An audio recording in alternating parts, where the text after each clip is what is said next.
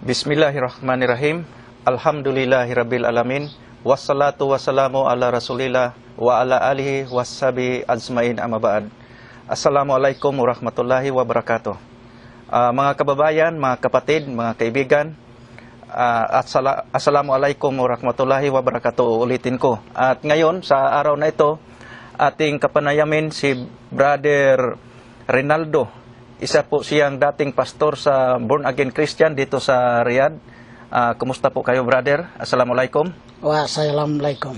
Okay, so dati po siyang pastor, mga kapatid, uulitin ko. At ngayon, alhamdulillah, 1 week nag-embrace po siya sa pananampalatayang Islam. Bago po ang lahat, mga kapatid, ipakilala ko po muna sa inyo ang aking sarili. Ako po ay si Brother John Humadla. Kilalang kilala po sa atin sa Pilipinas bilang Brother John. At na-ordain as a Catholic priest of the East noong 2006. Nakilala po ako sa pangalang Priester Islika.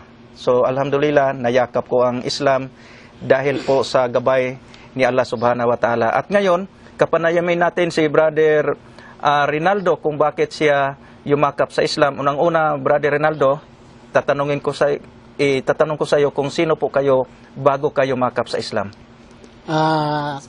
Mga kapatid, mga kaibigan, mga kasama ko sa Born Again Christian, ako po ay si Rinaldo Catolpos, Pastor Rinaldo Catolpos. Dati po sa JAP, dito sa Saudi Kingdom, Arabia. Nagpapastor po ako dito.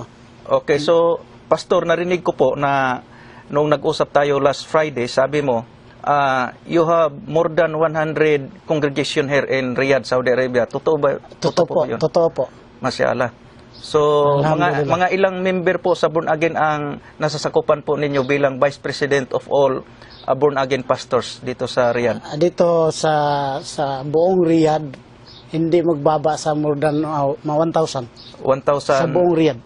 Kasi marami kami dito, iba-iba lang ang pangalan, pero mayroon kaming ministerial na organisasyon sa lahat ng churches. Okay, so gaano po katotoo na yung isang gawain nyo dito sa Riyadh ay kasama po kayo noong narid noong last November or October? Opo, kung hindi ako nagkakamali, noong November 24 or 25, doon po sa Exit 8, na dumating po ang mga mutawa doon, at pinasok kami dahil ang sabi nila mayroon daw nirid sa kabila. Napagkamalan kayo? Nadamay kami. Okay, so alhamdulillah, wala namang nangyari? Wala namang nangyaring masama. So ibig sabihin, hindi totoo na sinaklawan yung ibang pananampalataya dito sa Saudi Arabia na sabi naharas daw ng mga mutawa? Hindi po totoo. Ako po doon ang magsasabi na hindi totoo.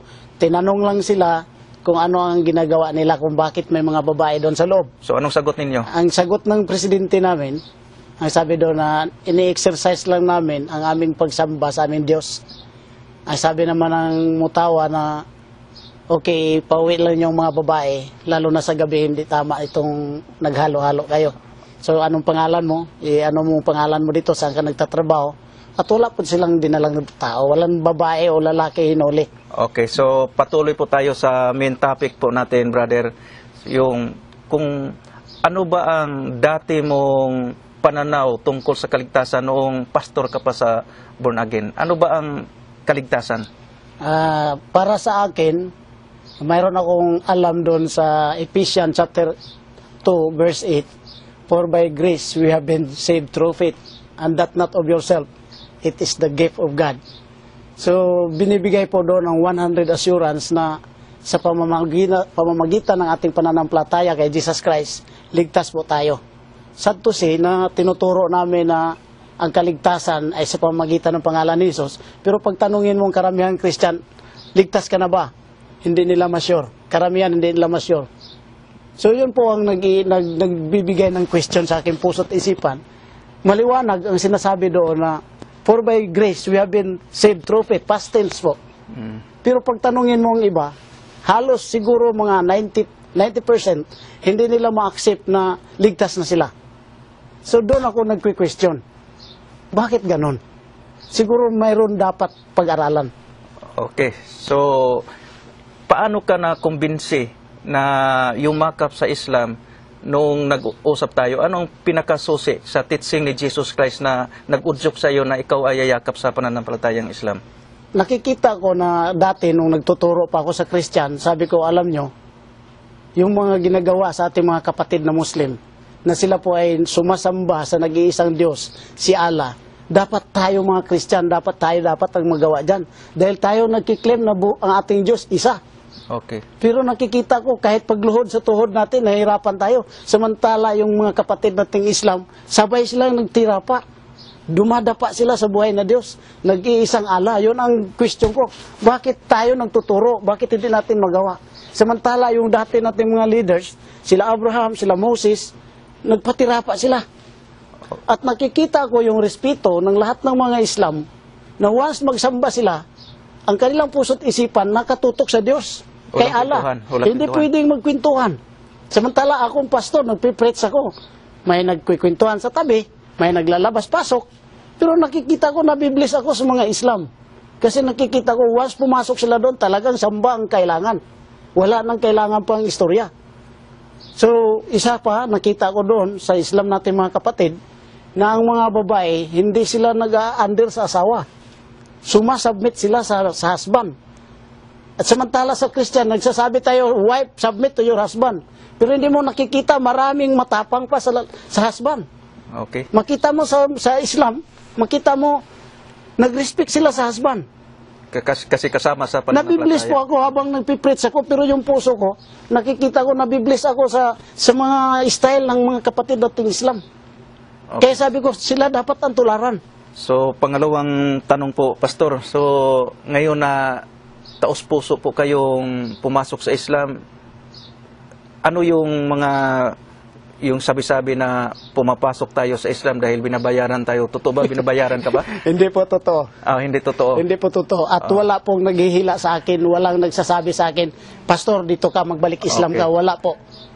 Talagang sa bandang huli lang, ngayong last lang, itong month lang, mayroon na ako naramdaman, bakit ganitong feeling ko?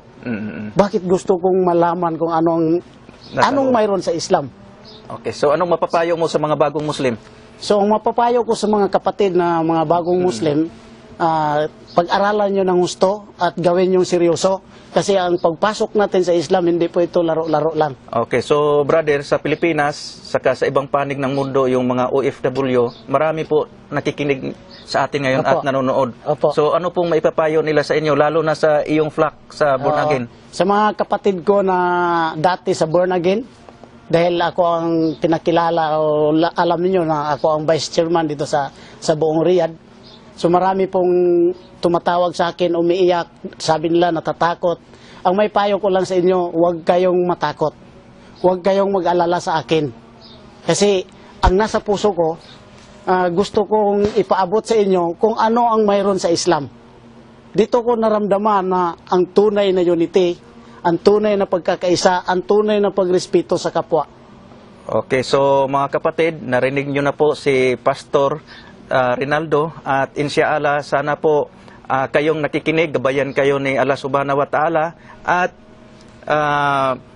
mapag-aralan ninyo ang pananampalatayang Islam at hindi na lang po kami magtatagal. InsyaAllah may part 2 pa ito, part 3 at hanggang dito na lang po. Jazakallahu khairan sa Dawa Pilipinas at subhanakallah wa bihamdika asyhadu an la ilaha ant astaghfiruka wa atubu ilaik. Assalamualaikum brother. Welcome sa Islam brother.